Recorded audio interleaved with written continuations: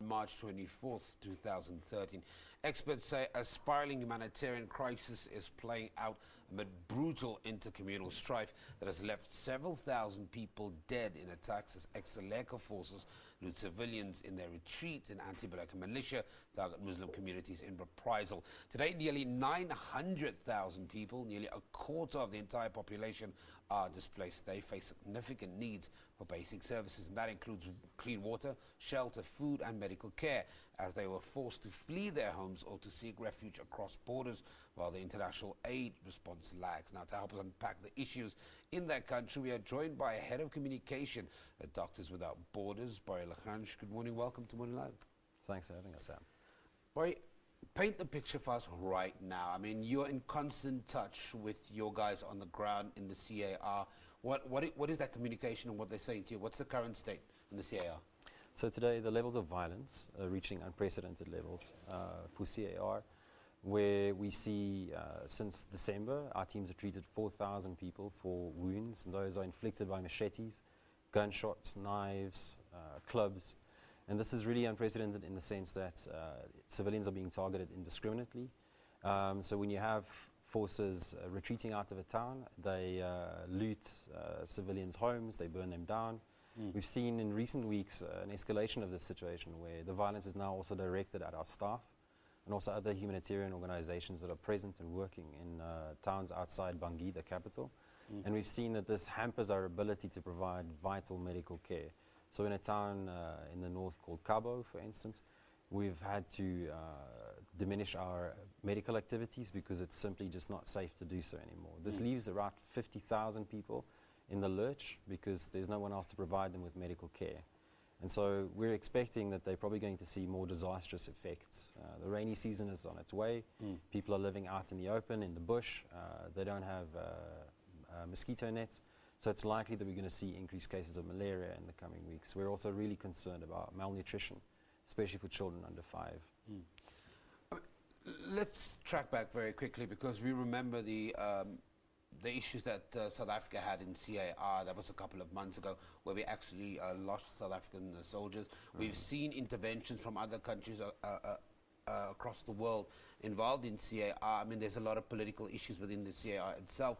But how does that affect Doctors Without Borders? Because I can only imagine that the humanitarian need, as you mentioned, the rainy season's upon us, so that obviously changes the humanitarian need going ahead in the next couple of months, and also the nature of the violence as well. Yeah, I mean, to be honest with you, in December we made a call on UN agencies to step up their efforts, which at that stage were wholly insufficient to meet the needs. So in Borrie, the capital, for instance, you have 60,000 people that are congregating at the airport. They're living about 100 meters away from the runway in makeshift shelters, you know, like using plastic sheeting and such to construct a temporary home for themselves, or they're living under the wings of abandoned planes. 12,000 of 60,000 people living in that camp have some sort of form of shelter. But the sanitation situation is incredibly poor, and we're expecting to see outbreaks of waterborne disease as well. These camps are also insecure. You've had incidents where fighting in the region leads to, or in the area, leads to stray bullets entering the camp, wounding, killing often young children. You mentioned to me, Borrie, that you applied to the UN for aid. What has the response been? Well, I just want to clarify, we're an independent organization, so we don't work in partnership with the UN at all. Sure. But we actually made an appeal on them to increase their efforts because currently we have 200 international staff and 2,000 Central African Republican staff. Underground. Yeah.